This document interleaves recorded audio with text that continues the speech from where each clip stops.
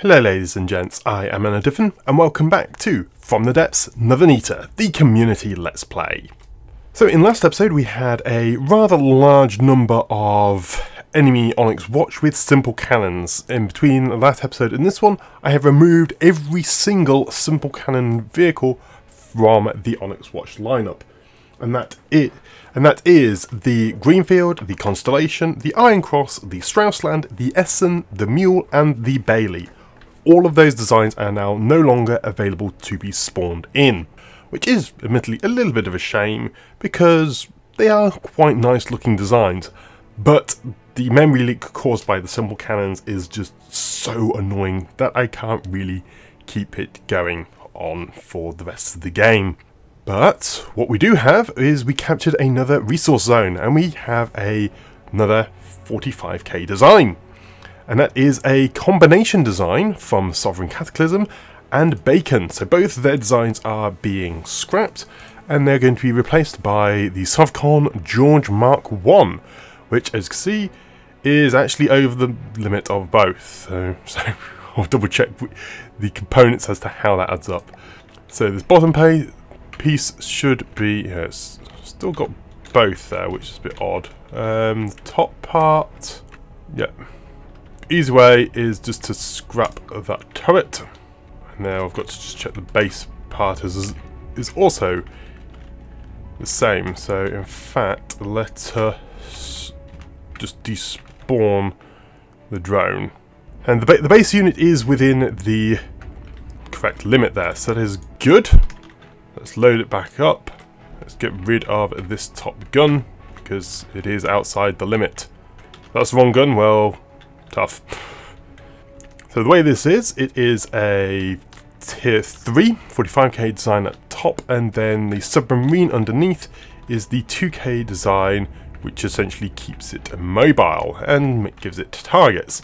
Apparently this is a very strong vehicle, though I'm dubious as to how effective it's going to be because it's going to be a very large design and it doesn't look like it has a very vast amount of defences, though its weapon systems are certainly significant.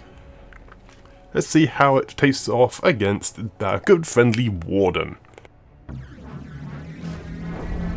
It does have a particle cannon there, simple lasers, and a good amount of shielding there, which is going to certainly keep it nice and protected, and a few big battering Gatling guns and things there.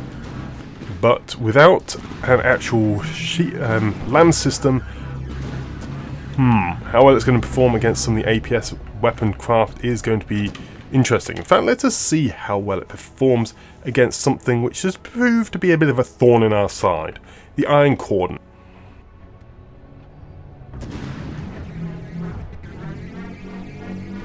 Iron Cordon is no slouch when it comes to APS weaponry. And that looked like it did a decent amount of damage to the front components there. Though the base, yeah. So that's how it's going to survive a lot of attacks, is that the base unit has huge amounts of repair capabilities. This is going to cause problems because it's actually going to drain our resources, and if we do run out, then, well, yeah, we're going to lose a lot of craft because of this. Yeah. And yeah, so the Iron Cordon still completely annihilates this, but the Iron Cordon has been a real thorn in our side and pretty much annihilated most vehicles we've put against it in a 1v1, though that is technically a 2v1. Let's just move on to the next craft, which is our next tier 3, which is going to be replacing the Rain. So, sorry Camp, but the design from School Exploder has now been submitted, and we have the new Condor Wing, the Mark II. All these have been slightly adjusted, allowing me the actual Rambot to jump out of them. And some of these, where is it? Yes, the Lamgeiger. These, I believe, have a particle accelerator cannon on them, so it allows them to actually bomb their opponents. Yeah, so you can see the particle accelerator at the back there, and then the body is just a huge amount of massive pipes. This means that, yes, they can do bombing runs with that, and so it's very nicely powerful.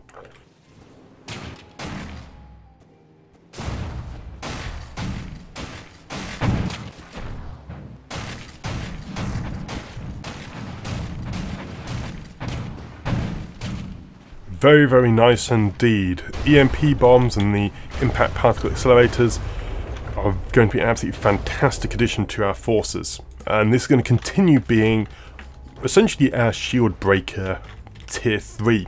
The EMP are very good at taking out the shields directly, and now it's got a load of pack particle accelerators just completely ignore the fact that you have, you know, shields. They just break straight through them. So very good feature there, and definitely something which I'm going to probably end up deploying a fair amount in our forces. For our tier 2s, we have several designs. We have the USS George from Downtown as our next design. This is definitely a more ship-looking craft. And what are these guns? Another load of squash rounds. So another squash vehicle. And squash are decently effective against the Onyx Watch. So yeah, it's good to have. This can be seen by when it takes on the Warden here. Decent fire rate, it seems. The central superstructure is being a little bit vulnerable to fire, but otherwise the rest of its profile is very, very low in the water, which is certainly going to keep it pretty well protected against various bombardment. Though, again, the superstructure is proving to be a little bit more vulnerable. I don't feel this zone is going to be taking that many hits actually within the campaign. It's very low profile and relatively small number of blocks. It means that it's just not going to get targeted as much as some of our other designs, allowing it to pretty much, perform its job completely unhindered. The downside of that is that it's not really going to shine or show it is part of the fleet, but as a generic ship design, we do need some in the fleet, and that definitely is going to fulfill that role, filling out good all-round performance in the campaign. Next up, we have a design from Guns McLegend, Carcarcanus Longimanus. It is just over the tier 1, so it is just a 20k design here, and it appears to be a fairly substantial Gatling gun at the top there. And some nice blinking lights there as well.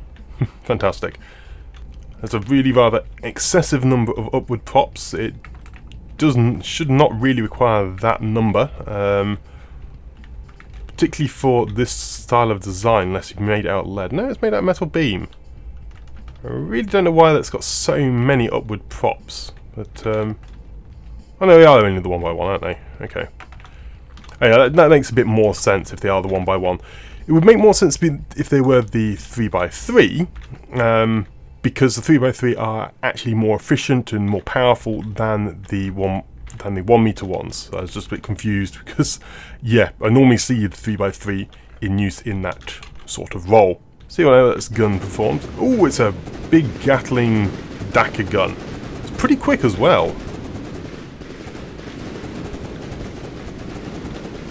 Yeah, nice, fast-moving target. It seems to have a decent number of shields at the front, and yeah, that array of dagger is just going to keep on breaking away. Let's hope. Is that also a inertial frag? This is an inertial frag gun, so that will actually help us again on the taking out enemy shielding. So that is very good.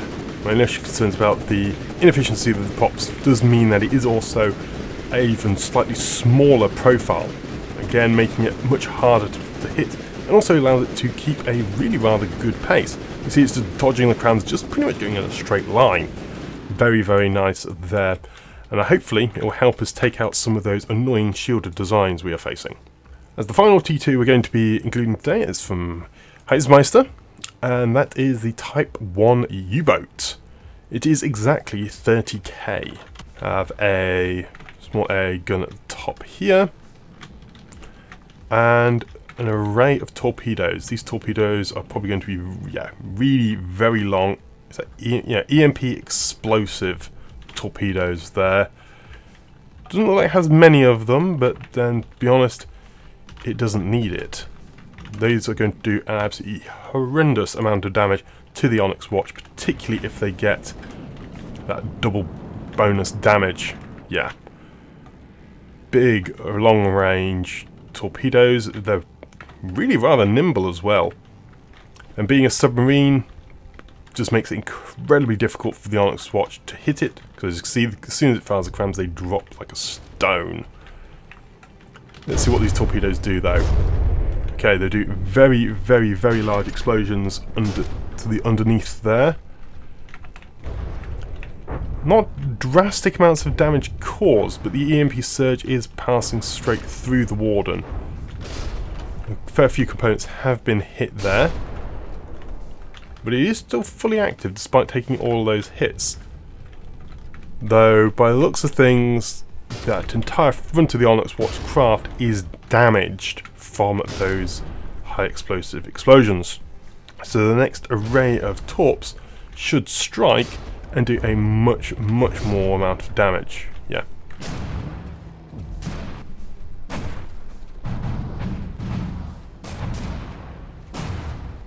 Yeah, not doing vast amounts to the Onyx Watchcraft, but as you can see by the numbers in the top corner there, the sheer volume of damage is absolutely astronomical. Let's watch a little bit longer. I want to see just how much damage this thing can end up doing.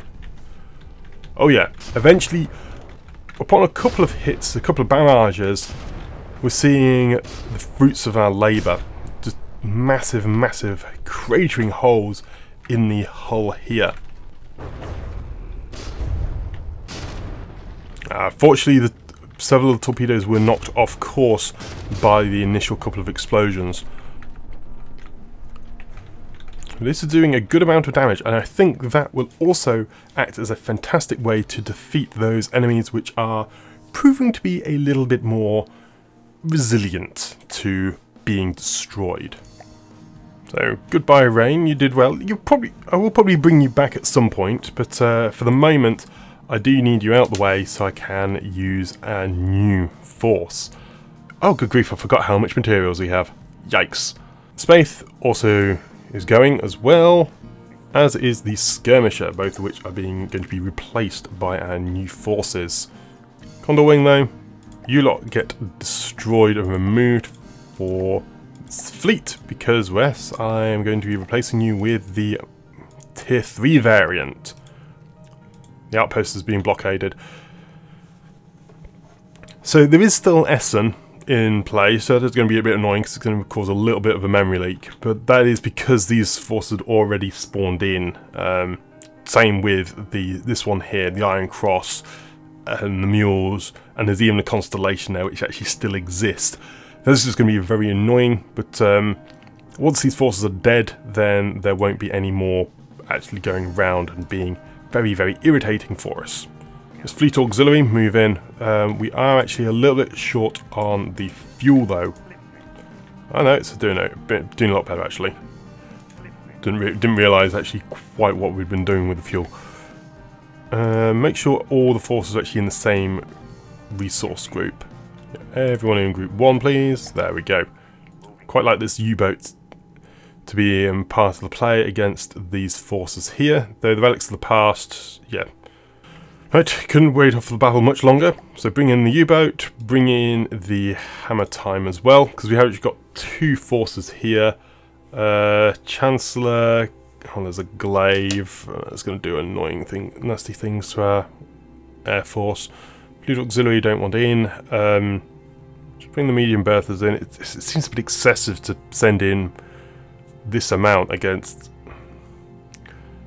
these few, though at the same time we've got the U-boat over here, and hopefully our air force won't get too close to the glaive and get shot up entirely. Glaive is a very potent anti-air force ship anyway. But let us begin. The initial barrages from the enemy are not particularly worrying. There's a few shots being fired towards our aeroplanes. I'm a bit concerned because the actual Onyx Watch do have some missiles, and I wasn't expecting that many missiles. Fortunately, the glaive decided not to fire the Brunhild there, because it would have done a really nasty amount of damage. And yeah, so that's rather good. It has got a nasty lamb system, which is taking out a vast majority of the shots we are firing at it. Though it's not doing that much there. Looks like some of the guns are actually venting out of the Onyx Watchcraft there. I'm not too sure which vehicle that was coming from. If it could have been the ones which were actually despawning and then just ejecting all their shells over, well, towards the Onyx Watch forces there. This craft is being shot at by basically everything, as our laser craft are doing a very good job at slowly whittling away at the health of all the other designs.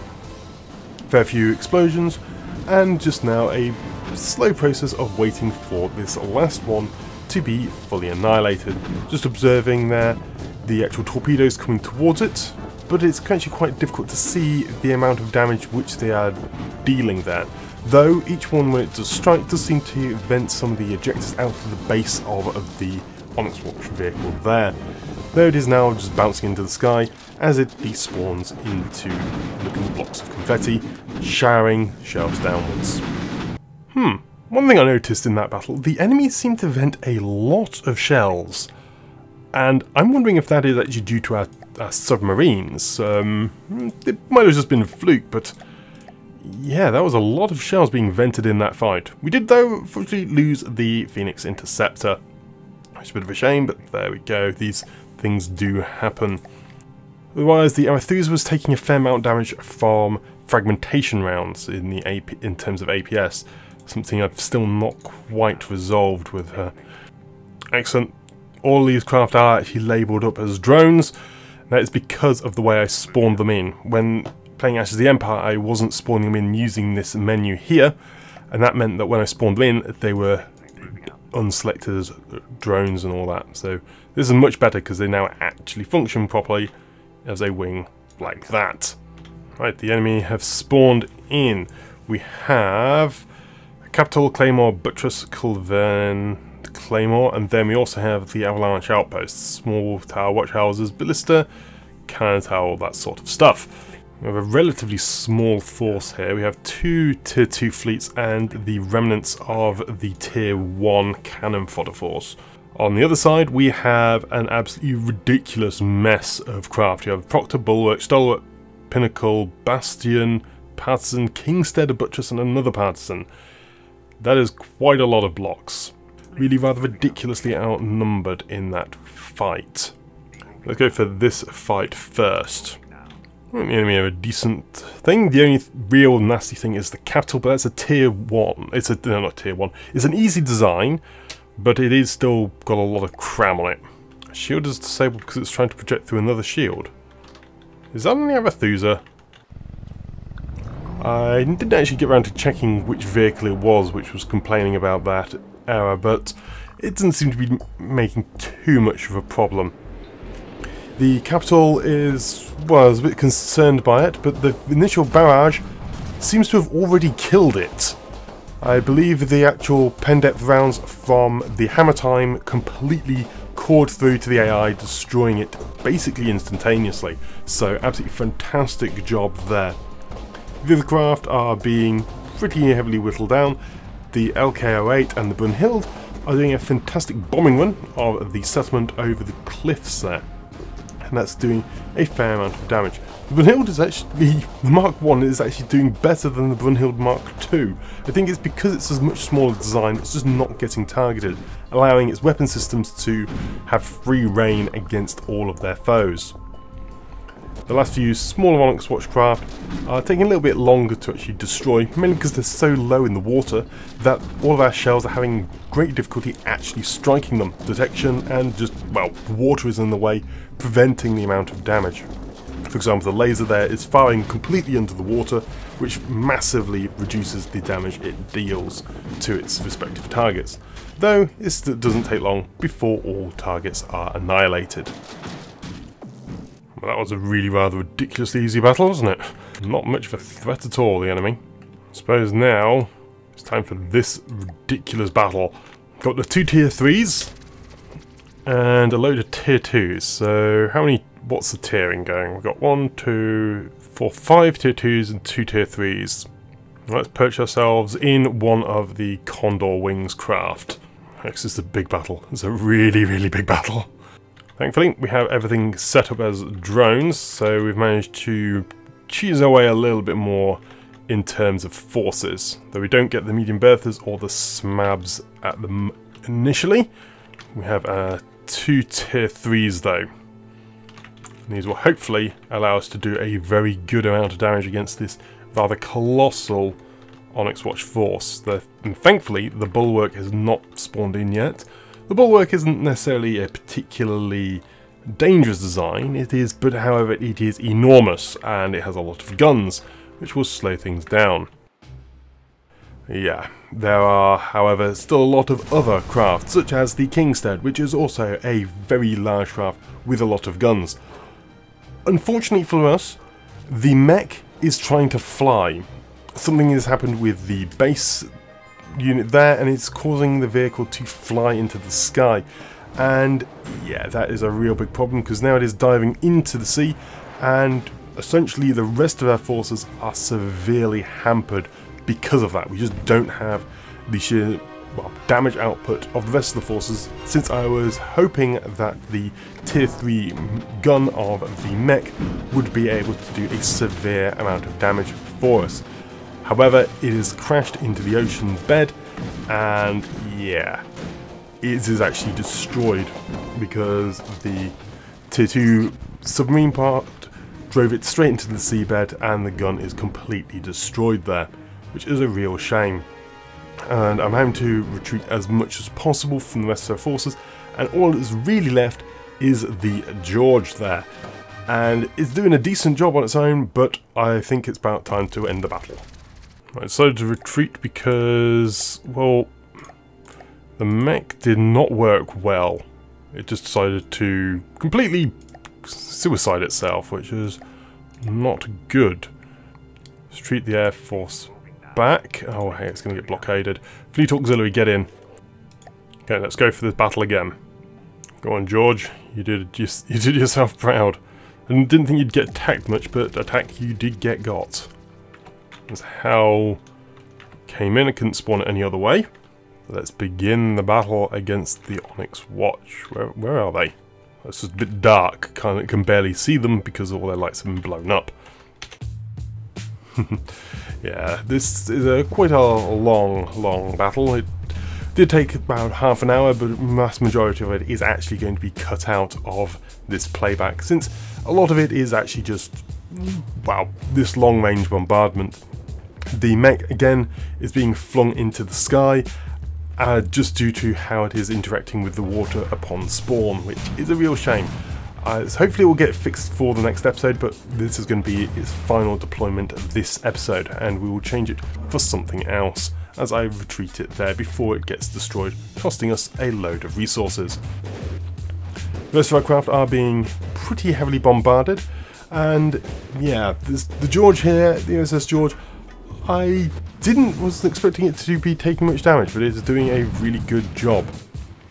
The new Condor Wing is completely bombarding the Kingstead there, and I think it's a good opportunity to actually leap down and try and capture it, because the AI is fairly exposed and you can just grab it fairly easily.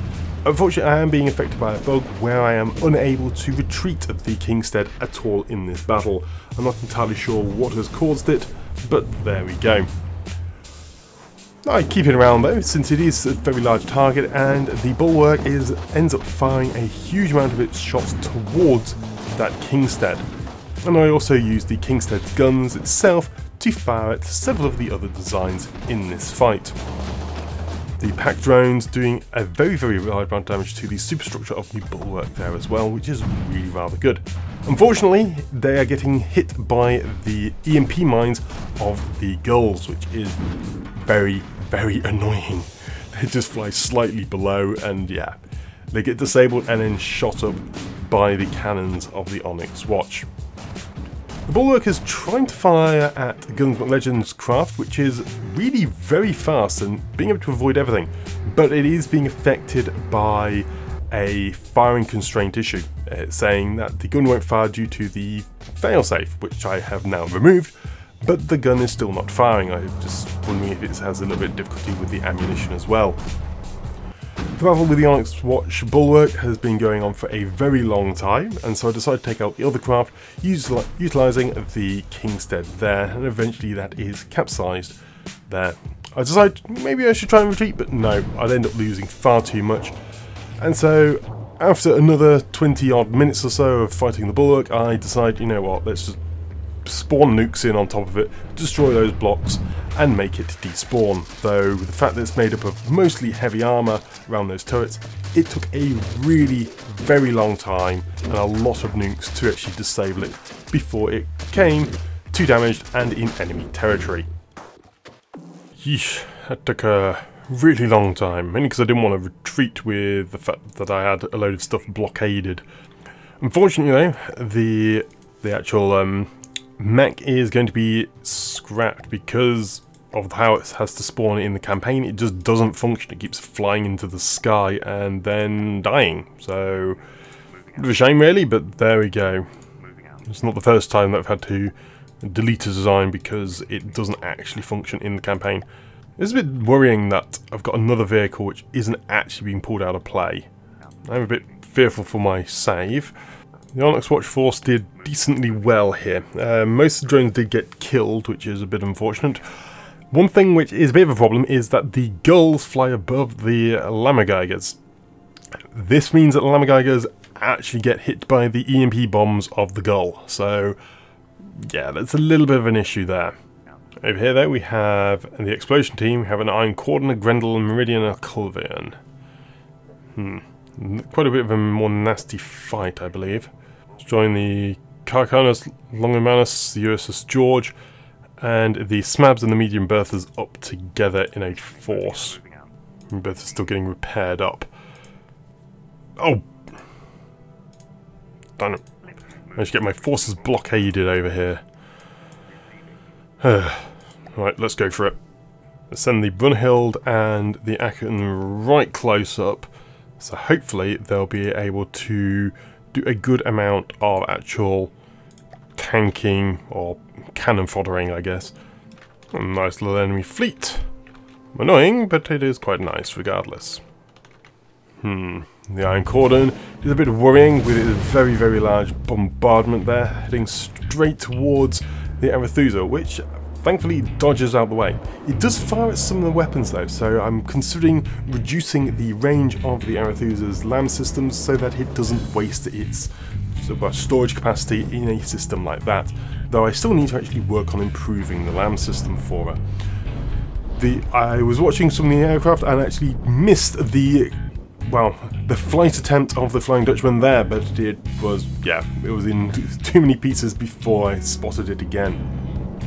The LAM system of Arethusa doing a decent job of keeping it safe, because I was just a bit concerned since it is taking a fair amount of shots. The laser system though of the LK-08 seems to have actually detonated the main gun for us of the Iron Cordon, which is brilliant, since that massively reduces the firepower of the Iron Cordon, since it is that main central gun which is the one which seems to do the most amount of damage and fires very, very quickly. So it's just taking a little time for the components to all be destroyed. Since we do have a few torpedoes around, you can see the submarine just underneath there, but yeah, the Iron Cordon is still, even without its main gun, it takes a very long killing, and its weapon systems are still no slouch. They're still strong APS weapons, and they do a very good amount of damage. Fortunately for us though, it seems to have a little bit of a tendency to aim towards aircraft, which don't take too many hits. This one did just take a nasty little bit of a hit, but it is able to shrug off most of the damage, and I can just jump Rambot on it to repair that damage up relatively quickly during this battle itself. And there it disintegrates. Well, these forces are doing decently well. The tier 1s though, I am going to scrap at the end of this episode. They are serving their purpose as cannon fodder, but it's still good to see them in play.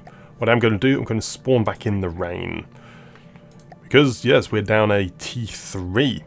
Move it back over to this force, because I think this force probably is in need of it more, since it is taking out a lot higher level tiles, as in 150 tiles rather than the 50s, 60, 45s there. The outpost though is probably going to get destroyed. They have no defense forces, so let's send everything back up here.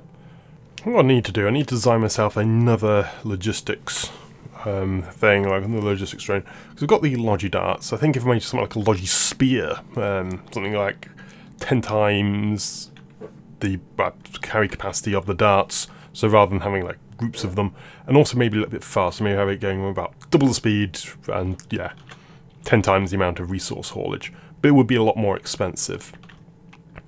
Something like the Fleet Auxiliary is like a slower but much more full version. Look at it, it's just able to keep all of our forces nice and supplied with fuel and munitions. It's very nice. Though part of the fuel is actually coming from these refineries down here. The rain is very fast. It's definitely going to be able to keep us going. What we're facing: a Lance, Bastion, Glaive, Jormungand, Kingstead, Stalwart, Warden, another Flute, and a Buttress. Quite the nasty force, I must say. The Smavs is quite slow. I might end up getting rid of that just because of how slow it is. Right, let's go and attack this group. Can move them right a lot closer now actually in combat, which speeds up the process quite considerably.